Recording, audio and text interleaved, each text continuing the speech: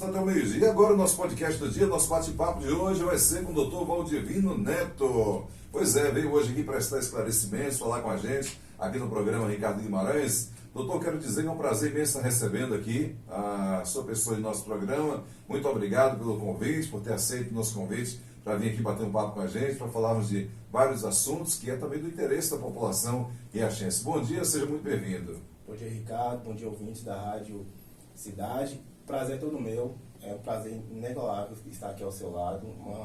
Uma voz que é admirada em Riacho de Santana. Obrigado. Bem como nas cidades circunvizinhas. Então, prazer estar aqui. Muito obrigado pelo convite.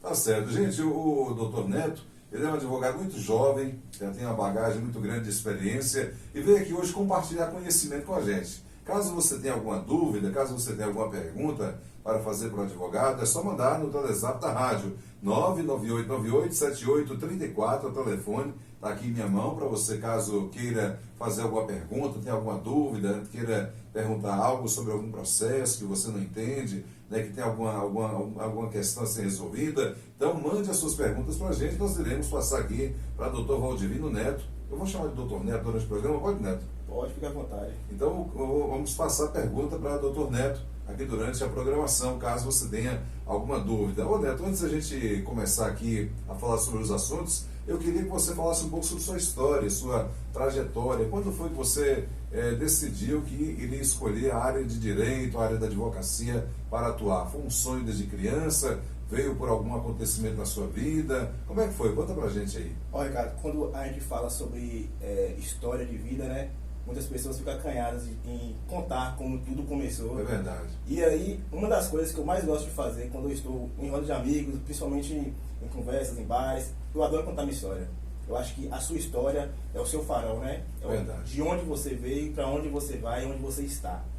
Eu sou filho dessa terra, sou de Riacho de Santana, sempre estudei em Riacho de Santana, sempre estudei em escola pública, Xavier Marques, Maria Amaral, estadual, professor Maninho. Então eu tenho uma honra muito grande em ser filho dessa terra e ser filho de escola pública, que é uma das coisas mais importantes e uma das coisas que eu dou mais valor.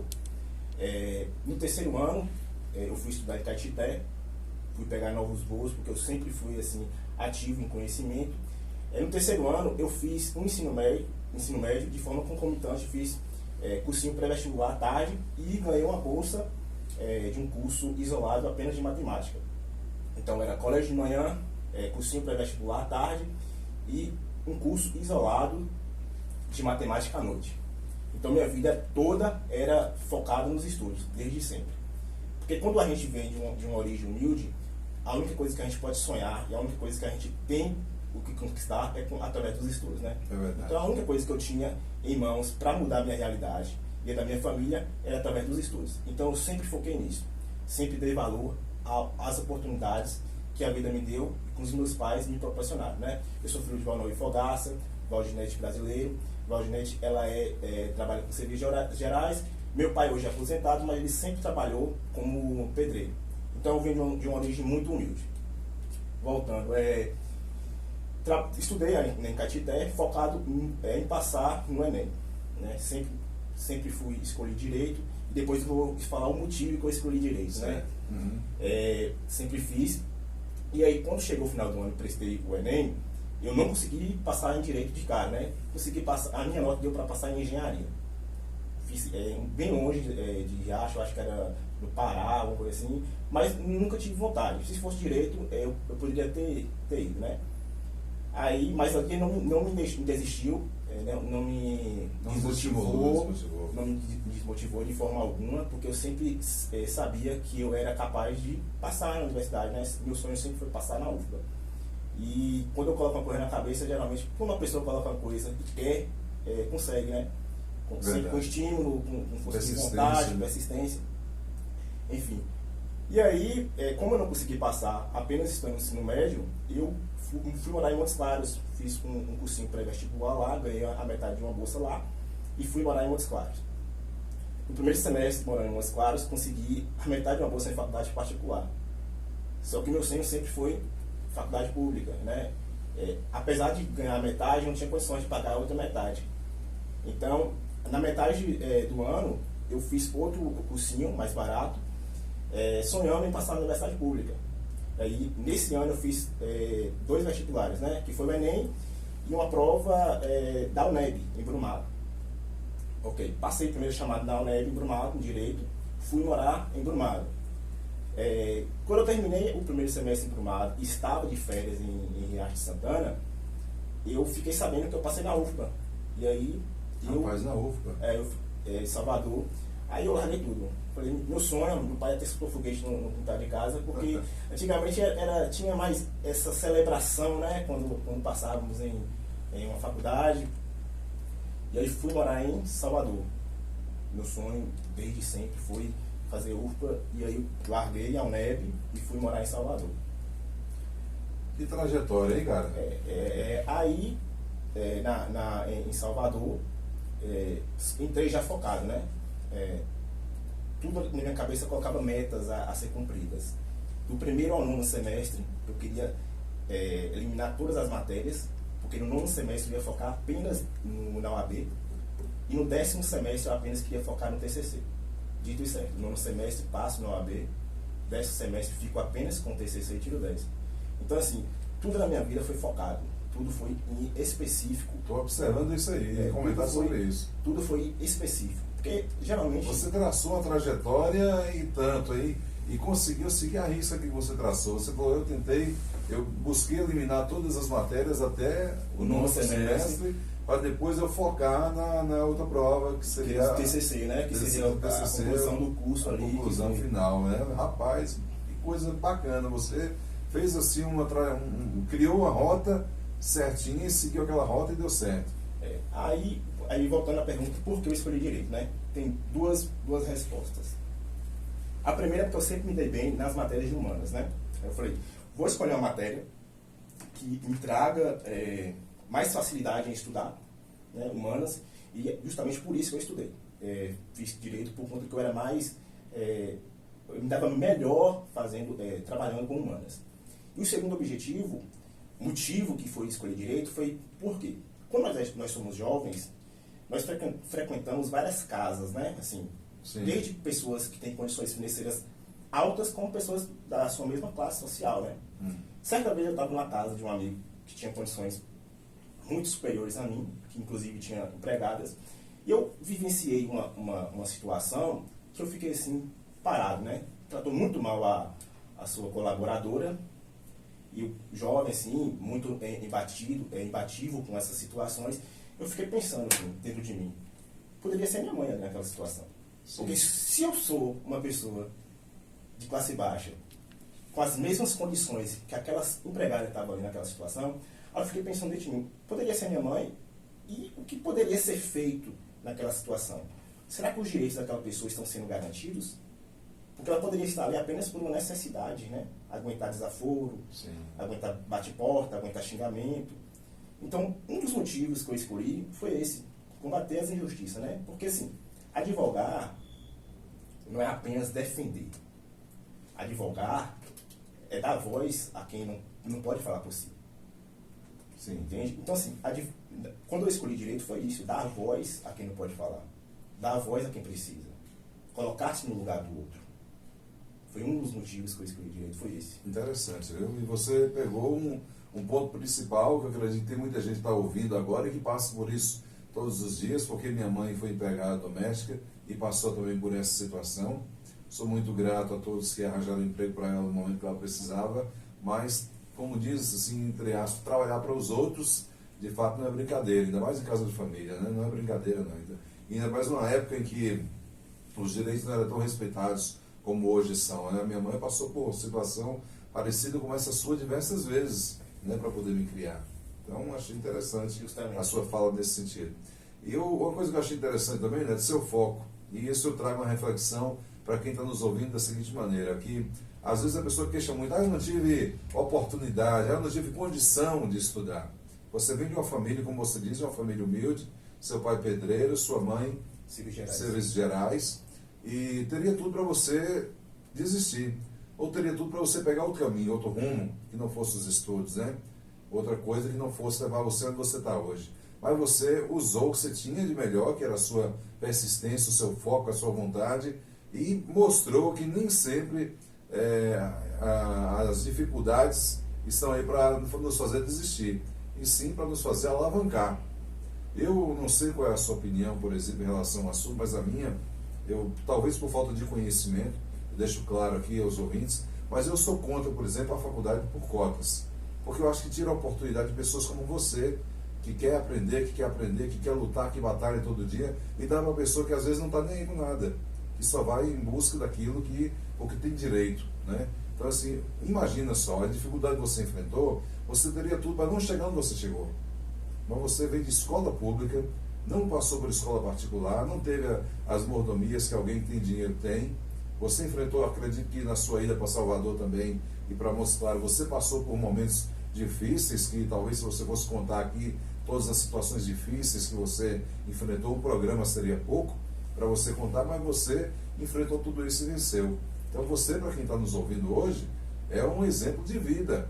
E é um exemplo da nossa juventude que às vezes recebe tudo de mão beijada e que não dá valor, né? Realmente. Há algumas dificuldades quando a gente vai estudar em uma universidade pública, principalmente a UFBA, que ela é referência, né, nacional.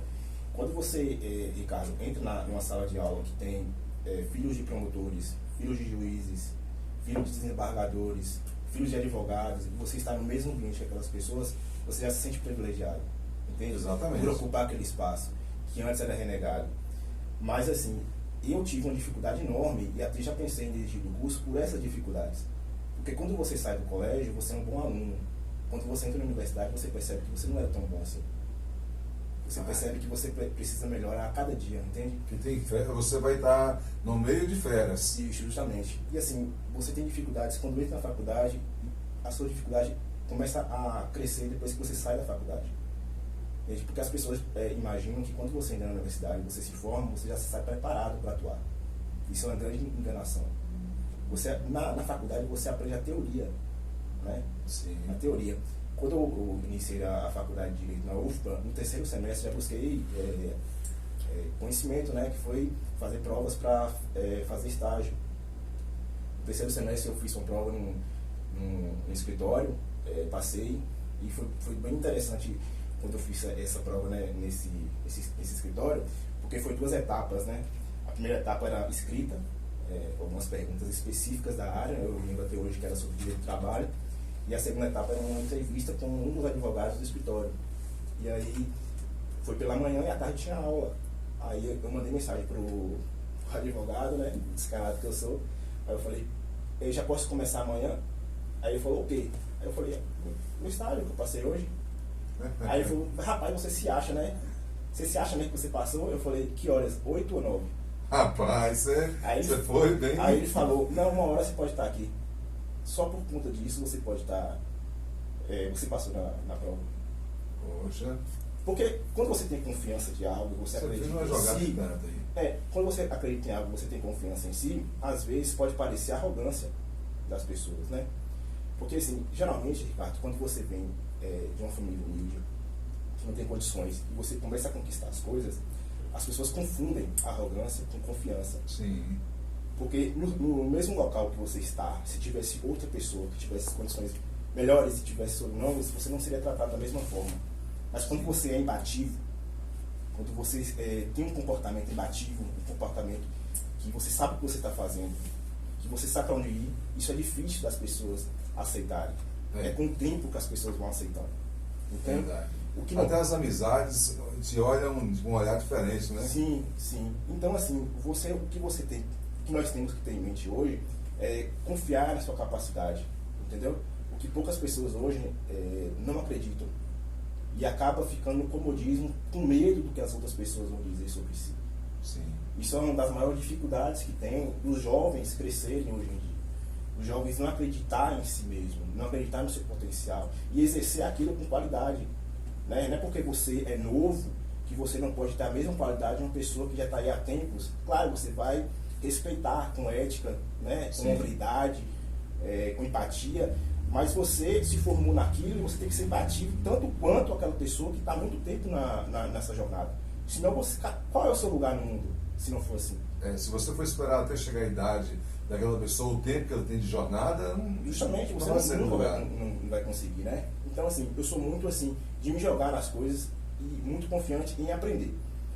Quando eu morava em Salvador, logo quando eu me formei, eu fui convidado a participar de um escritório, né, como advogado, e eu estava trabalhando, era muito alto, trabalhava com um escritório que defendia a Claro, a Vivo, era muito trabalho, né, muito exaustivo, e eu fui convidado pela secretária de Assistência Social, na área Beatriz, a trabalhar no projeto Descomplica, aqui em Riacho de Santana, né. Aí você me disse, você sabia o que você estava fazendo? Eu falei, não. Não tinha noção de onde começar. Quando me convidou, você confia? Confia, pode deixar. Eu não sabia nada do que se tratava do projeto. Você estava em Salvador nesse período? Estava em Salvador nesse período. Fui convidado, eu aceitei esse convite para vir. Em um final de semana eu estudei todo o cronograma do que seria o projeto. Para quando chegar e atuar, não deixar a pessoa desconfiante do que eu estaria entregando a ela. Porque uma pessoa, quando você está recebendo, né, aquela pessoa quer um retorno positivo de você sobre o que se trata. Quando a pessoa vai te buscar para tratar sobre algo que você não sabe, você não é um profissional bom. Você não está entregando qualidade, né, e eficiência. E esse projeto Descomplica, Ricardo, que é desenvolvido pela Secretaria de Assistência Social, em conjunto com a Secretaria de Agricultura, ele é um projeto que ele disponibiliza de forma gratuita 2 profissionais, né, que futuramente vai ser 3, que é um técnico de segurança do trabalho também. Então, ele disponibiliza advogado, um contador e futuramente um técnico da segurança do trabalho para pessoas ou grupos de pessoas que queiram criar uma associação, né, ou associações já criadas que queiram um suporte jurídico, né, seja na reforma do estatuto, seja numa ata. Então, assim, eu acho... algo de muita informação, né, muito grande, para você estudar tudo no fim de semana, ou você virou noite, então, trabalhando. Mas aí, esse projeto, eu acho ele um dos grandes avanços aqui do nosso município. São poucos municípios, acredito, e tem municípios que estão invejando esse projeto Descomplica e está inserindo no seu município, sem as devidas homenagens à cidade. Utiliza-se do projeto, mas não faz referência de onde pegou. Porque ele foi um projeto criado pelo município aqui. E assim, as outras cidades gostaram muito, porque a associação, ela cria uma força muito grande na comunidade. Ela faz reunir pessoas em prol de algo comum. Isso é muito importante, isso é muito interessante. Verdade. Quando grupos de pessoas se juntam tentando defender algo, isso já diz muito sobre a comunidade que vivemos. Temos vários projetos aí. O projeto de Maracujá, tem um projeto interessantíssimo aí, que é o Olhar pela Natureza, Olhe pela Natureza, que inclusive ganhou um prêmio federal, que o nosso secretário de Meio Ambiente foi buscar em Salvador, Francisco, que contou com a ajuda do projeto Descomplica na criação do estatuto, da ata, que essa associação aí, ela produz sabão de forma que não agride a natureza. Isso é muito interessante. Então, assim, esse projeto Descomplica, eu acredito que vai ficar, e espero que fique no nosso município, né, disponibilizando esses profissionais para que cresçam muito mais associações em Riacho.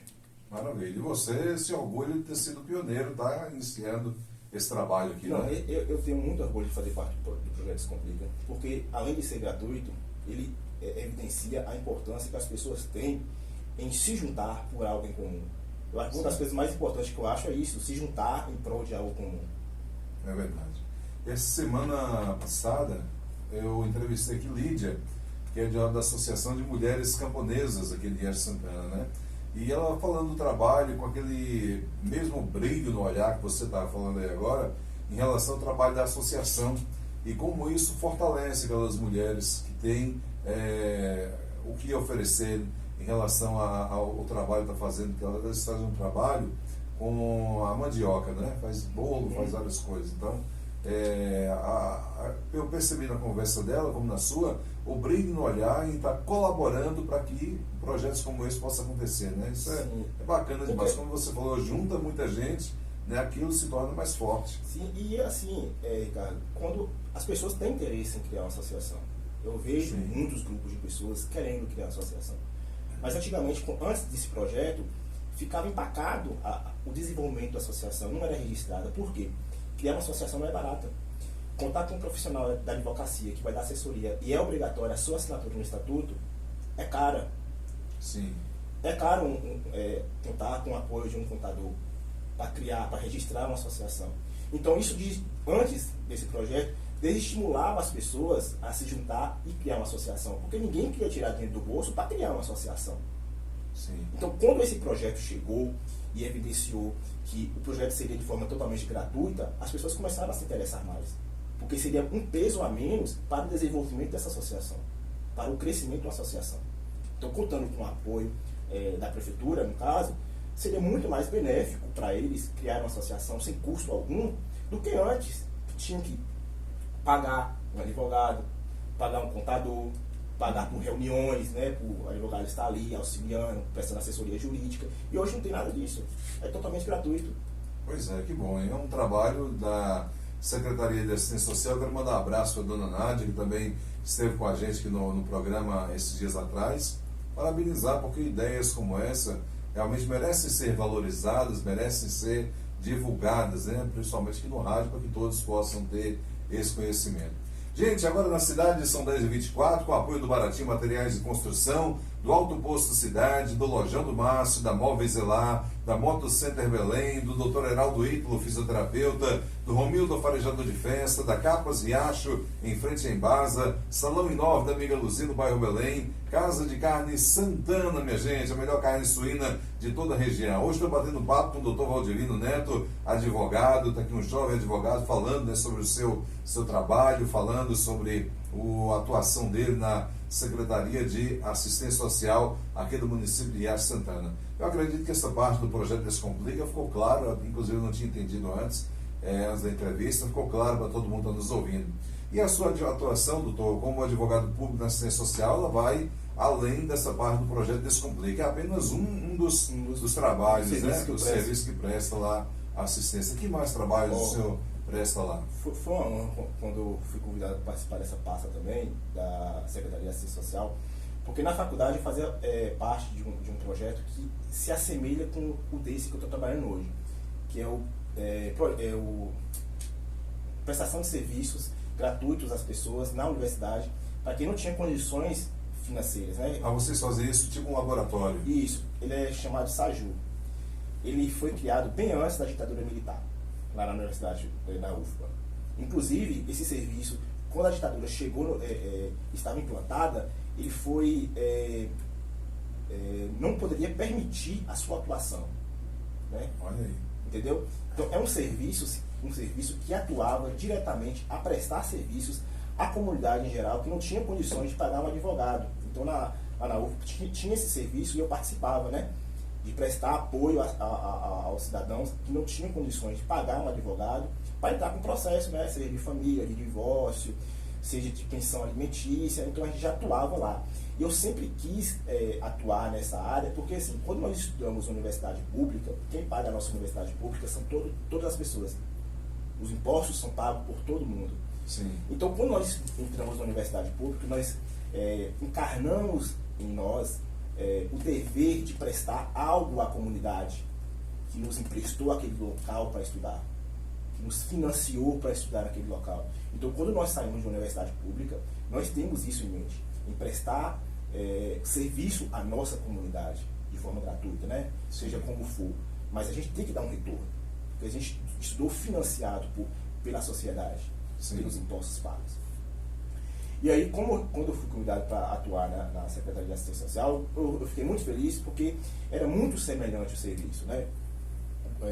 Na assistência social a gente presta um serviço de dar apoio, né? Entrar com processo, ser advogado de pessoas que não têm condições financeiras de arcar com advogado para separação, para um divórcio, né? Para uma pensão alimentícia. Então, assim, muitas vezes, quando chegam pessoas para ser atendidas, Ricardo, a gente tem que entender que as pessoas, muitas das vezes, não buscam atendimento jurídico. Isso foi o que eu mais percebi atuando nessa área. As pessoas, elas querem ser ouvidas. Muitas das vezes, elas não levam nem dificuldades jurídicas para a gente encarar. Ela vai buscar um ouvinte. Interessante. Elas vão buscar um ouvinte sobre o que está se passando em casa, muitas das vezes. Roda, nunca chega no assunto jurídico. chega em desembaraçar aquilo que está tão difícil de alinhar, que ela busca profissionais para serem ouvidas. Isso eu acho muito interessante. E é isso que é um dos melhores papéis de ser advogado, que eu amo, que é ouvir pessoas, é ouvir histórias, é saber o que ela quer contar para você. Porque o que ela vai contar para você é inviolável, você não pode contar para ninguém. Então ela está depositando em você total confiança. É um segredo de confissão. Entendeu? Então, assim, muitas das vezes ela busca fugir da sua realidade, de difícil, né? Seja lá de agressão familiar, seja de abuso. E ela vai buscar em um profissional aquela ajuda, né? Aquela voz que eu te falei no início da entrevista, que o advogado dá. O advogado dá voz a quem não pode falar por si. E é isso, um dos melhores papéis que o advogado pode fazer na sociedade, é isso, dar voz a quem não pode falar e ouvir aqueles que precisam ser ouvidos, aquelas pessoas que necessitam ser ouvidas, entende? Então, assim, nós vivemos uma dificuldade muito grande quando encontramos essas pessoas, porque elas depositam na gente total confiança. Sim. Entende? Então, Riacho tem um alto índice, né, está diminuindo agora, de abuso familiar. Isso é muito importante, nós discutirmos isso, né, de ter cuidado com as nossas crianças, de sempre estar atento, porque o abuso acontece no seio familiar, seja no seio familiar, seja com pessoas estranhas, então tem que ter um olhar sempre atento. E por dificuldades financeiras não consegue denunciar, não consegue falar por si, e elas buscam a gente para, muitas vezes, ser o ouvinte dela, né? Falar sobre aquilo. É um dos papéis muito bom que eu gosto de atuar, falando sobre isso. É interessante, essa história do abuso, né, é algo que às vezes é desafiador para o próprio advogado que vai estar ouvindo, porque você ouvir aquilo e de imediato, saber que a justiça é lenta e não poder fazer nada assim que seja, né, que possa sanar imediatamente a dor daquela pessoa, deve ser desafiador, né, para você. Pense, se a pessoa está com dificuldade, pensa em você todos os dias ficar ouvindo dificuldade das pessoas. Você como ouvinte, você acaba criando uma casca de não demonstrar sentimentos, porque a pessoa ela já está fragilizada quando ela vai buscar você como profissional. Então, se você mostrar-se com dificuldade para aquela pessoa, ela vai se sentir mais frágil ainda, entendeu? É verdade. Faz sentido, Porque se você buscar alguém que não pode, que vai desabar junto com você, aquela pessoa não está preparada para te ajudar, né? Justamente. E é isso que é um dos papéis mais importantes enquanto profissional, seja do direito, seja da medicina, seja da engenharia, é buscar estudar todos os dias. É buscar estar preparado todos os dias. Um dos meus professores que eu tive mais respeito, Daniel Fopp, porque ele é um advogado criminalista. Ele sempre, quando entrava na aula, uma das melhores dicas dele que ele sempre dava era: estude todos os dias. Isso eu levei para a vida. Estude todos os dias. Você nunca está preparado 100%. Nunca você está preparado 100%, mas você tem que estar. Você nunca está preparado 100%, mas você tem que estar. Naquela ocasião que você pegou um processo, você tem que estar preparado 100%. Você tem que entregar excelência 100%. É verdade. E nesse escritório você me disse que você foi bem para frente, vamos dizer assim, ao dizer, não, que hora que eu começo? Que hora que eu começo? Quanto tempo você trabalhou? Do terceiro semestre até o quinto semestre eu estagiei naquele escritório. Mas eu me senti que eu estava muito empacado. Eu percebi que o que eu tinha para adquirir naquele escritório, eu já tinha adquirido. Aí eu falei, vou mudar de área, porque lá era só da área trabalhista. Eu falei, vou procurar um escritório que seja de outra área, né? Dito e certo, eu fui fazer uma prova na Procuradoria Geral lá do município de Salvador. Uma prova da mesma forma, né, escrita e com entrevista com um dos procuradores lá do município. Eu passei. É interessante que eu fiquei só um mês lá, cara. Eu fiquei só um mês e eu percebi que aquilo não era para mim. E quando algo não está me satisfazendo enquanto pessoa, enquanto profissional, eu já descarto e saio, porque eu sei que eu consigo algo melhor. Entendeu? Então, quando eu fiz lá esse estágio na Procuradoria do município, eu não gostei de sair. E fui fazer uma outra prova em outro escritório. E eu acho interessante isso também, porque assim, quando eu fui fazer essa prova, foram duas advogadas que foram me entrevistar. E elas perguntaram, por que você merece essa vaga? Muitas pessoas iam falar, né? Não, porque eu sou competente, porque eu estudo muito. a justificativa minha foi, é porque eu pedi demissão do outro e eu estou sem estágio. Aí eu estou buscando esse estágio aqui porque eu estou sem estágio. Aí no outro dia eu recebi um e-mail, você foi aprovado no estágio, pode começar tal dia, passe no RH. Então, o que eu achei interessante desses 2 estágios que eu participei foi ser sincero do que se trata, entendeu? Não enrolar. Competente tem vários. Sim. Bom em escrita tem vários. Várias pessoas que estavam ali comigo eram competentes da mesma forma que eu. Você foi bastante honesto. Mas quando você é honesto sobre aquilo que está sobre você e o que você busca, isso é um diferencial. Com certeza. Então o diferencial que está na sua personalidade. É verdade. Porque sim. de conteúdo, muitas pessoas pode ter a mesma bagagem que você, estudou na mesma faculdade, ter os meus professores. Entendeu? Então o que muda de profissional para profissional é a personalidade que você vai encarar. Exatamente. Você me fez lembrar o motorista que trabalha com a gente do Serenata, logo quando ele entrou no começo, porque assim, quem trabalha no Serenata, o cara de som tem que estar antenado com o celular o tempo todo, porque a qualquer momento ele pode estar mudando a programação, ou precisa, né, que o carro pare, vai fazer alguma mudança e tal. E aí, logo quando ele entrou os primeiros dias, no primeiro dia, no segundo dia, por aí, terceiro dia, eu liguei muito para ele, ele não atendeu. E aí eu peguei a moto, eu já estava nervoso, peguei a moto, fui atrás dele na rua. Falei, rapaz, na hora que eu estou te ligando aí, você não vê esse telefone para cá, não estou te ligando, você não atende. Ele olhou para mim assim, um olhar calmo, falou assim, eu estou precisando muito desse serviço, mas se você vê que eu estou atrapalhando, que eu não estou te ajudando, você pode falar que eu vou embora. Eu olhei para ele e larguei lá, vai trabalhar e fui embora. Aquilo mexeu comigo, a sinceridade dele. É porque ele poderia inventar qualquer outra coisa, né? Poderia inventar qualquer outra coisa. Ele falou assim, não, se você vê que eu estou precisando muito desse serviço, estou trabalhando porque eu estou precisando, mas se você vê que eu estou já atrapalhando, você me fala que eu vou embora.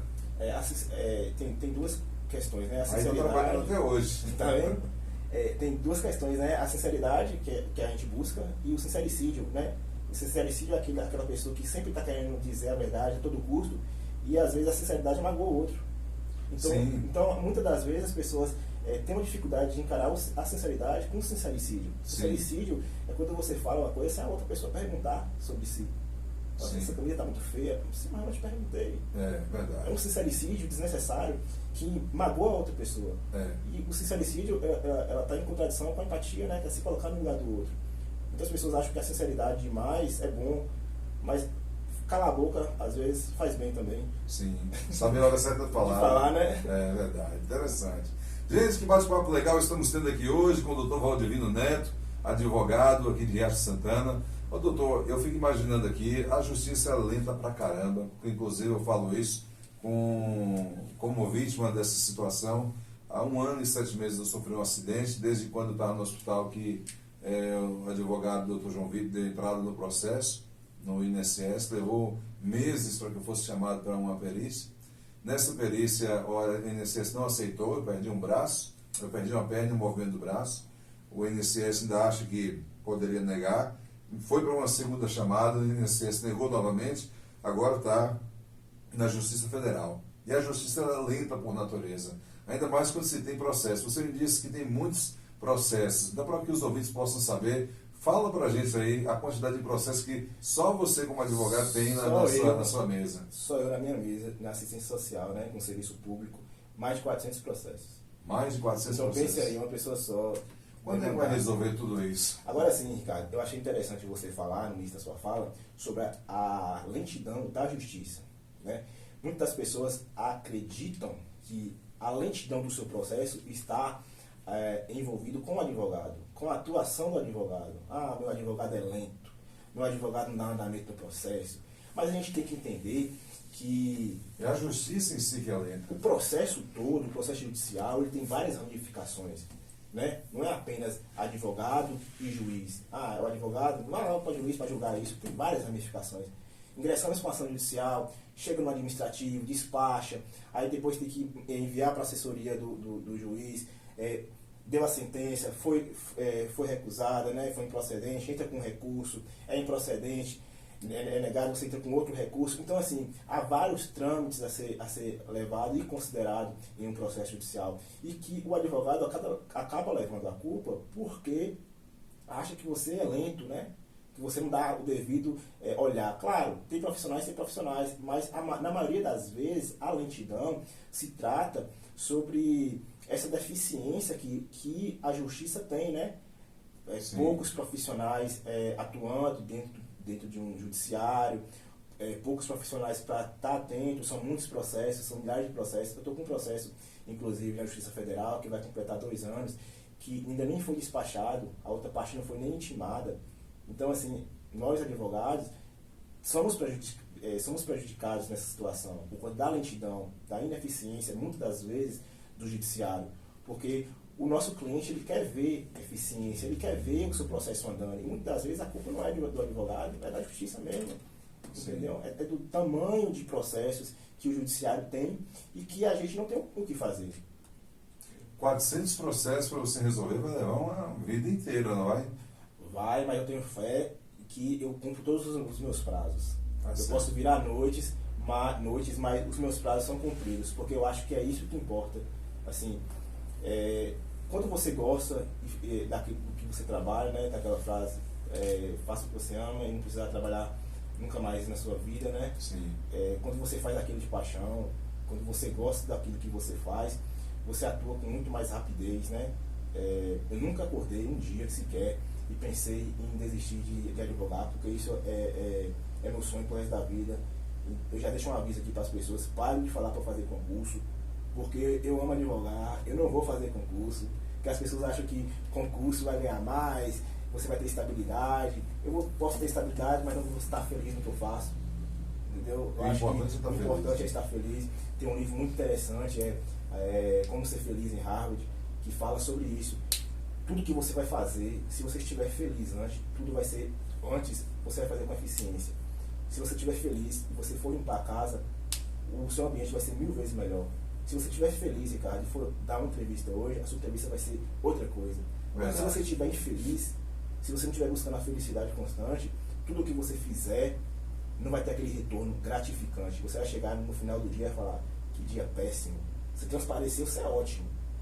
Mas você consigo mesmo não vai estar feliz. Então o que as pessoas devem buscar é estar feliz consigo mesmo, fazer aquilo que ama e não fazer por obrigação. Verdade. É como você disse, ama aquilo que você faz, não precisa trabalhar nunca mais. Não irá precisar trabalhar nunca mais. Né? Interessante isso aí. Você também atende particular, doutor? É só pela prefeitura? Bom, eu atuo particular e atuo pela Secretaria, né, da Assistência Social e Agricultura, mas eu ainda hoje não tenho um escritório fixo, né, porque eu tenho tanta demanda no serviço público que eu ainda não tive a oportunidade de abrir um escritório particular, mas em breve eu vou abrir um escritório particular. Eu atendo geralmente dentro de uma sala da OAB que fica dentro do fórum mesmo, eu marco com os meus clientes e atendo lá mesmo.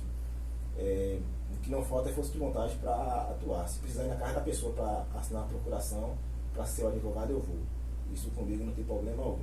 Rapaz, bacana, viu? Bacana, viu? Show de bola mesmo. Nosso papo de hoje aqui com o doutor Valdivino Neto. Já está atuando quantos anos, doutor? Estou atuando 2 anos e eu posso dizer para você que foram os 2 anos mais felizes e difíceis que eu já fiz na minha vida. Porque, como eu disse no início da entrevista, quando você estuda e se forma, você não está preparado, você acha que sabe, mas você não sabe de nada. Quando você se forma, que você vai encarar os leões do cotidiano. A faculdade da vida. A faculdade da vida. E foi isso que me tornou o que eu sou hoje, porque eu atuo muito na prática, busco atuar muito na prática, busco saber o que eu estou fazendo. Isso que os jovens precisam buscar, sempre buscar conhecimento, sempre estar buscando ser o melhor no que você faz. Então, assim, quando eu vim atuar aqui no interior e pegar os processos, eu tive muita dificuldade, porque, assim, geralmente as pessoas têm quem indica, né? Eu não tive quem me indicasse, eu sou o primeiro advogado da família, eu sou o segundo advogado, eu sou a segunda pessoa formada na família com ensino superior. Eu tenho um primo médico que foi o primeiro a se formar na família, no ensino superior, eu fui o segundo no ensino superior. Então, pense bem, quando você vem de uma família humilde, que não tem quem indica você, porque assim, quando você tem quem indica você, fica mais fácil você pegar processo, né? É filho de fulano de tal, é conhecidíssimo, mas aí tem dificuldade, né? Mas quando você não tem, a única coisa que você pode ter, a única coisa que não pode ser negada a você é conhecimento. Isso é uma das maiores riquezas que você pode ter e que as pessoas devem dar valor. é ter conhecimento e exercer aquele conhecimento. Porque muitas pessoas têm conhecimento, mas não exercem. Sim. Fica para si. É se jogar. Entendeu? Ah, eu tô com medo de errar, mas vou errar mesmo. Vou errando dessa forma que a gente vai aprendendo, entendeu? Muitas pessoas não conseguem atuar ou atuam na sua área e às vezes desistem porque tem medo de exercer aquilo que você escolheu para sua vida, né? A pessoa pode amar aquilo que faz, mas por medo das críticas, né? Desconstrutivas, né? Porque tem críticas que são construtivas, que melhora você como pessoa, melhora você como profissional, mas tem críticas que são desconstrutivas, que desestimulam você a fazer qualquer coisa da vida. Sim. São pessoas que não estão felizes consigo mesmo, ou estão felizes, mas não querem que a pessoa fique mais feliz do que ela. Eu quero te ver bem, mas não melhor do que eu. Exatamente. Então tem essa questão. Muitas pessoas, elas querem te ver bem. E são próximas da gente. E são próximas da gente. Elas querem te ver bem, mas não querem que você seja mais feliz do que ela, que você seja mais sucedido do que ela, que você seja melhor do que ela. Exatamente. Entendeu? Tem isso mesmo. E quando você não tem condições tão boas assim, a única coisa que você tem é encarar a realidade que está à sua frente, né? E eu costumo dizer o seguinte, quando você quando você não tem condições financeiras, você consegue crescer pouquinho em pouquinho, consegue se vestir melhor, consegue comer melhor, consegue ter uma postura melhor como profissional, como ser humano, né? Consegue falar melhor, estimular melhor a fala, ter uma postura. As pessoas confundem isso com falta de humildade, com um profissional bom, entendeu? Então já ouvi muitas críticas sobre isso. No início da minha carreira, eu ia fazer audiência de moto, entendeu? Eu pegava minha popzinha, colocava meu terno, ia fazer audiência no fórum. Eu já ouvi pessoas falarem assim, você como profissional vai fazer audiência de moto? Eu falei, não. Eu paro a moto na frente e dentro eu faço audiência. Entendeu? Isso não vai mudar. Isso não vai mudar a qualidade profissional que eu sou. Entendeu? Exatamente. Eu sou muito imbatível nas respostas, porque tem pessoas que merecem, isso. Que acham que você não tem sobrenome, que você não tem condições financeiras, que você está ocupando espaço que antes era renegado, que você não tem que estar ali. Sim. E eu luto por isso. Aí o que eu falo, a pessoa, ela tem que pegar a sua origem, e a sua origem ser o seu farol, ser o seu espelho. Quando você acordar de manhã e você se ver no espelho, você vai lembrar de quem você é. Você não pode esquecer isso. Mas você tem que pensar que o seu passado não te define. Ele não vai te perseguir. Não é porque você nasceu sem condições financeiras, que você nasceu abastado, que você nasceu sem quem indica, que você tem que permanecer naquele lugar.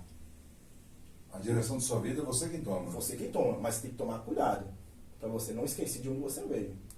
Exatamente. Entendeu? A sua origem é o seu farol. Sim. Ele que vai te guiar pro resto da sua vida.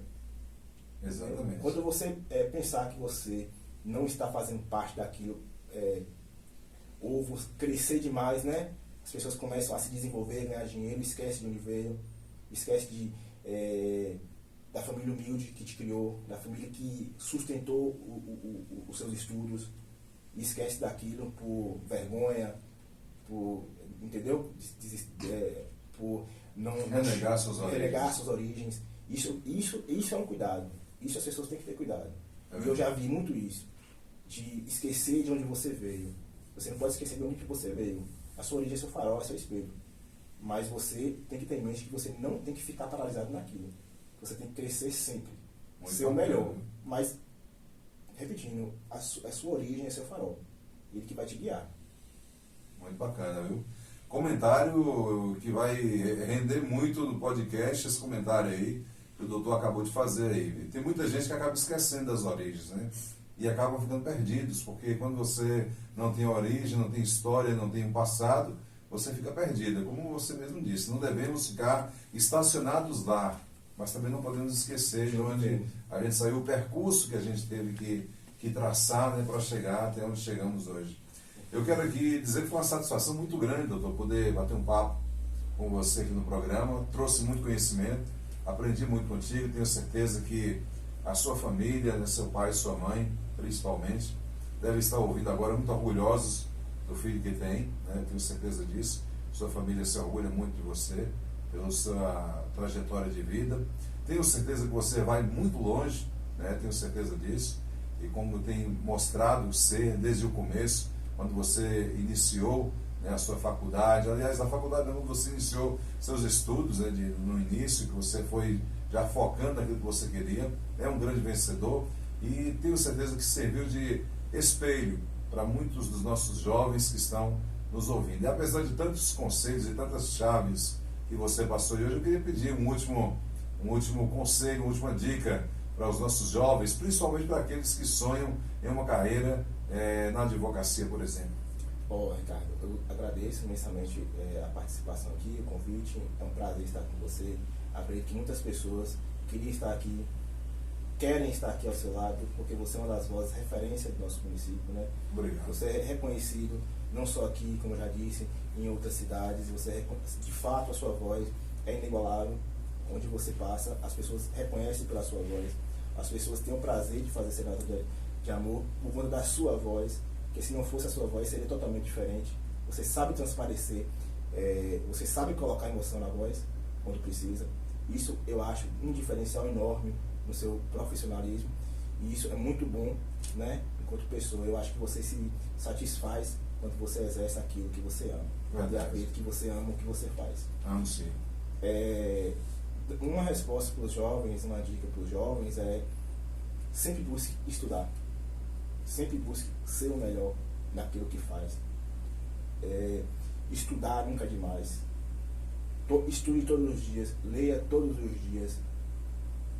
No nosso tempo não tinha tanto celular hoje, mas acredito que a tecnologia ela pode ser utilizada para um bem maior, né?